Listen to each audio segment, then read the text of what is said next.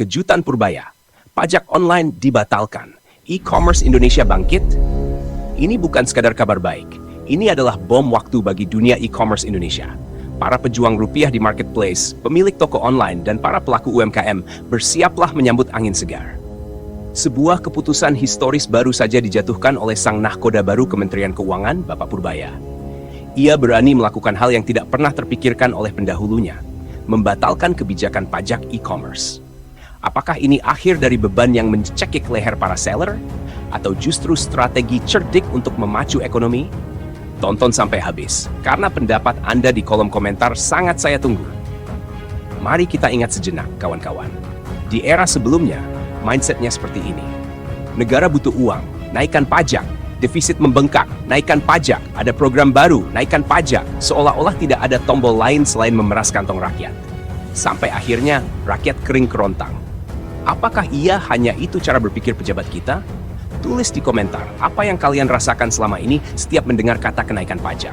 Saya yakin jawabannya sama. Namun, datanglah sang pembaharu, Purbaya. Dengan satu keputusan berani, ia membalikan segalanya.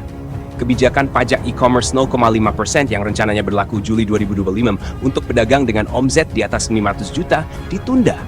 Bahkan, isu kuatnya akan dibatalkan. Ini bukan sembarang penundaan. Ini adalah bentuk empati.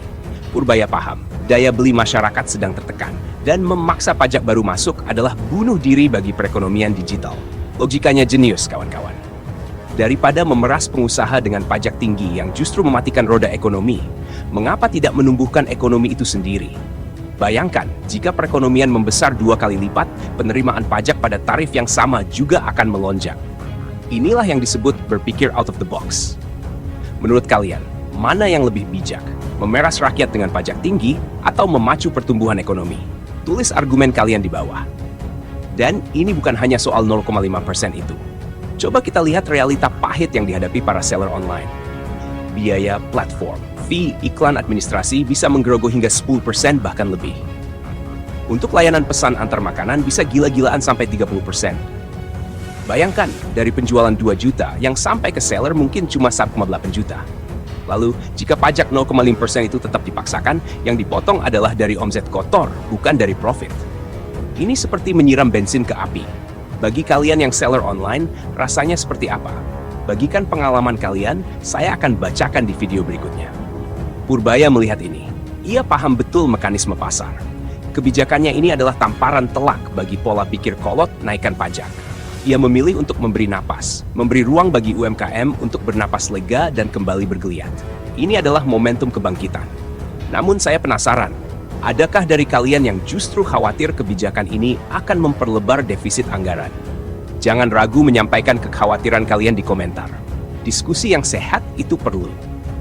Jadi, kesimpulannya, ini adalah sebuah langkah berani yang patut kita dukung. Sebuah perubahan mindset dari memeras menjadi memelihara. Keputusan Purbaya ini bukan hanya tentang angka persentase, tapi tentang memberikan kepercayaan dan oksigen bagi paru-paru ekonomi Indonesia, para pelaku usaha digital. Pertanyaan terakhir dan paling penting untuk kalian semua, apakah kalian setuju dengan langkah Menteri Purbaya membatalkan pajak e-commerce ini?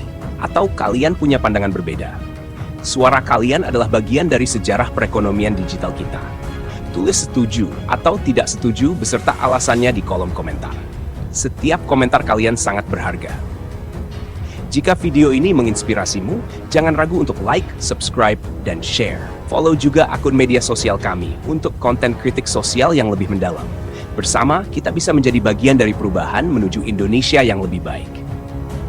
Sampai jumpa di episode berikutnya.